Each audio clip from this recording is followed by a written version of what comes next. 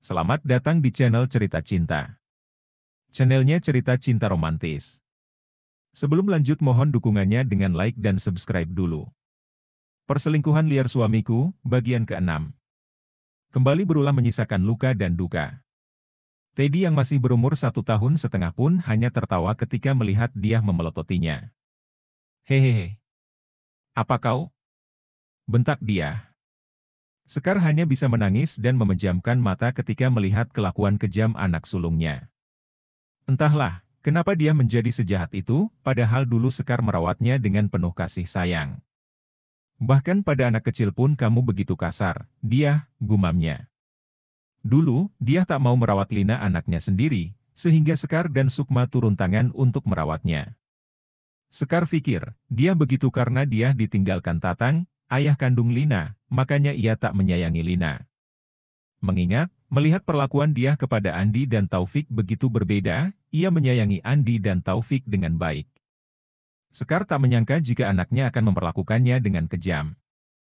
Kalau saja ia tahu akan begini jadinya, mungkin dulu Sekar akan memilih untuk tinggal bersama Lina saja.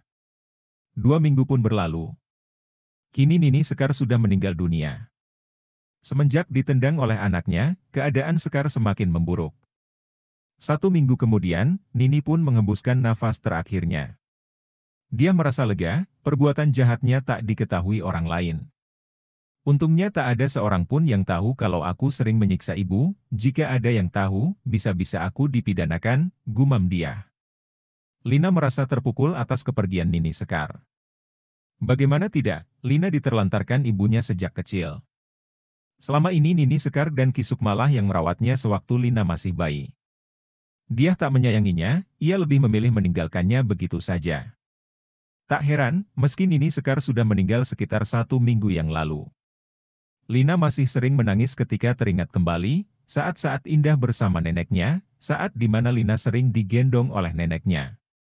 Sekar sangat menyayangi Lina, sehingga Lina merasakan duka yang mendalam, ketika Sekar meninggalkannya untuk selama-lamanya. Nini, Lina rindu sama Nini. Kenapa Nini harus pergi secepat ini, bahkan Lina belum bisa berbakti sama Nini. Maafkan Lina nih. Gumamnya. Diam-diam Maman memperhatikan istrinya yang sedang menangis di pojokan kamar. Cengeng banget sih. Lagi-lagi menangis, memangnya dengan menangis Nini bisa hidup lagi, gumamnya. Maman pun mendekati istrinya tersebut. Sudahlah, jangan nangis mulu. Sudah ku bilang, aku gak suka sama cewek cengeng, bentaknya. Ia sangat muak saat melihat wanita menangis di hadapannya. Deuk. Bentakan suaminya berhasil membuat Lina terkejut. Lina terlalu hanyut dalam kesedihan, sehingga ia lupa bahwa suaminya sudah pulang kerja. Gawat, Kang Maman sudah pulang, gumamnya. Ia pun bergegas menghapus air matanya dengan kasar. Ia takut Maman kembali marah, jika melihatnya terus-terusan menangis. Lina bergegas bangkit dan buru-buru menghampiri suaminya. Kang udah pulang? Tanya Lina seraya mencium tangan suaminya. Maman tak menjawabnya, ia memilih untuk berlalu pergi begitu saja dari hadapan istrinya. Lina menghela nafas, seraya mengelus dada. Selama ini ia hanya bisa sabar dalam menghadapi sikap suaminya. Lina pun bergegas mengikuti suaminya, dan segera menyiapkan makanan untuk suaminya. Sungguh ia sangat takut dengan sikap galak suaminya, tapi ia tetap mencoba untuk tetap bertahan. 3 bulan setelah kepergian Nini Sekar, Yeti membawa Danu ke rumahnya. Ia sengaja membawa kekasihnya itu untuk dikenalkan ke orang tuanya, sekaligus mau meminta restu untuk ke jenjang yang lebih serius. Nah ini dia rumahku, masuk yuk Kang. Tapi maaf rumahnya jelek, hehe, Yeti terkekeh. Danu merasa gemas, ia pun memencet hidung kekasihnya. Uts kamu ini suka merendah. Akang kan sudah bilang, akan menerimamu apa adanya. Yuk Kang masuk, ajak Yeti. Assalamualaikum. Ucap Danu. Ki Sukma pun menoleh, ia tersenyum ketika melihat kedatangan putri keduanya itu. Waalaikumsalam, Yeti, kamu kesini sama siapa Ti? Yeti dan Danu menghampiri Ki Sukma, mereka pun mencium tangannya. Kenalkan saya Danu, ucap Danu mantap. Seketika senyum Ki Sukma merekah. Ia sangat mengerti maksud Danu, sekaligus senang ketika mendengar berita bahagia, Yeti membawa calon suaminya. Alhamdulillah, Yeti Bapak senang sekali, akhirnya kamu mau membuka hati lagi untuk pria lain. Iya Pak, mohon doanya Pak. Ki Sukma mengangguk. Pasti Yet. Alhamdulillah, ucap Yeti dan Danu berbarengan.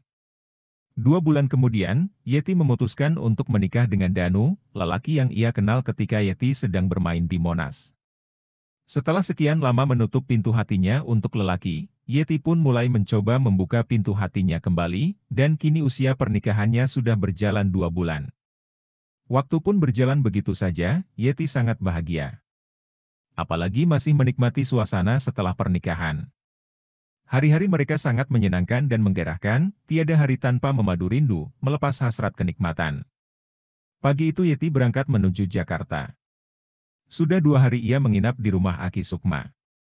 Semenjak dari pernikahannya, Yeti belum sempat berkunjung lagi ke orang tuanya, mengingat pekerjaan dan mengurus kebutuhan suaminya. Sementara suaminya Yeti, ia tidak bisa ikut karena pekerjaannya yang mengharuskan masuk di hari libur. Fitri juga demikian, ia beralasan harus ikut majikannya keluar kota, jadi tidak bisa ikut Yati ke rumah orang tuanya. Hanya saja, ia menitipkan uang dan pakaian untuk anaknya, Teddy. Setelah kepergian neneknya, Lina jadi sering mengunjungi kakek dan ibunya.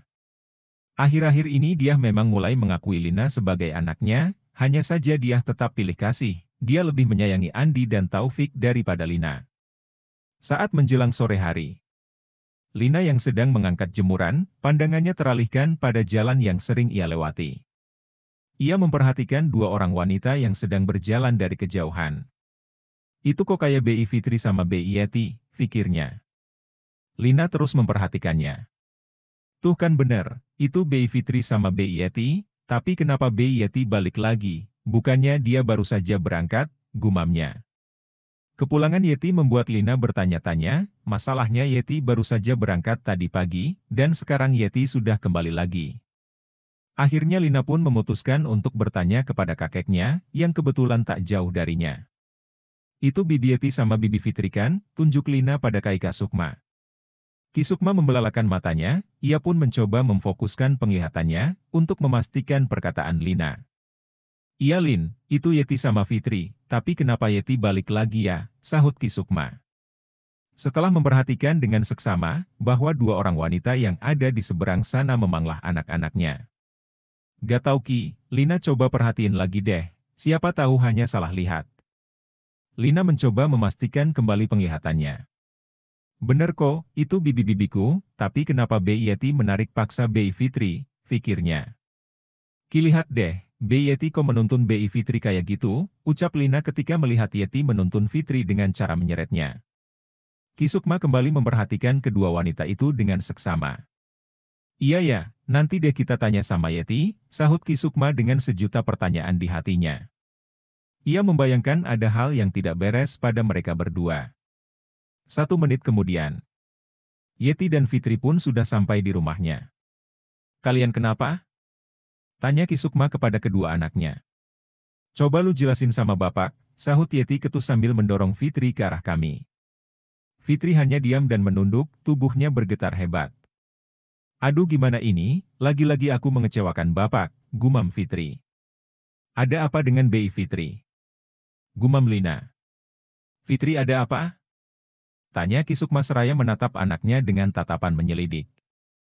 Fitri masih menunduk dan memilih untuk tidak menjawab pertanyaan bapaknya sendiri. Sungguh ia merasa malu untuk menatap orang-orang yang ada di sekitarnya, pasalnya ia kembali mengulangi kesalahan yang sama.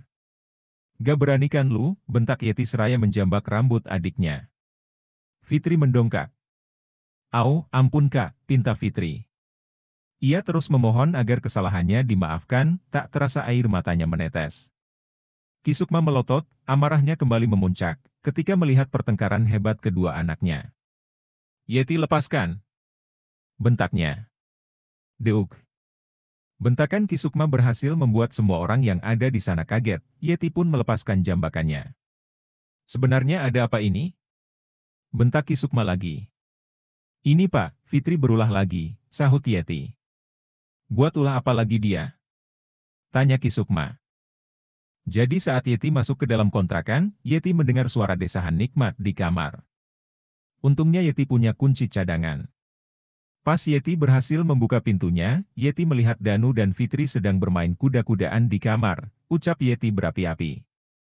Perkataan Yeti barusan, berhasil membuat semua orang kaget dan membelalakan mata. Dasar anak pembawa aib, gak ada kapok-kapoknya bikin malu keluarga. Pergi kamu dari sini, dan bawa anak hasil hubungan gelapmu, aku gak sudi mempunyai anak seperti kamu. Bentak Ki Sukma. Ia pun menyerahkan Teddy kepada Fitri. Ki Sukma tak mampu lagi menahan amarahnya. Selama ini ia sudah cukup sabar menghadapi Fitri. Ia tak habis pikir bisa-bisanya Fitri kembali berulah. Amarahnya memuncak ketika mendengar anak bungsunya kembali berulah. Ki Sukma terduduk, tubuhnya seketika menjadi lemas, dan penyakit sesak nafasnya kembali kambuh.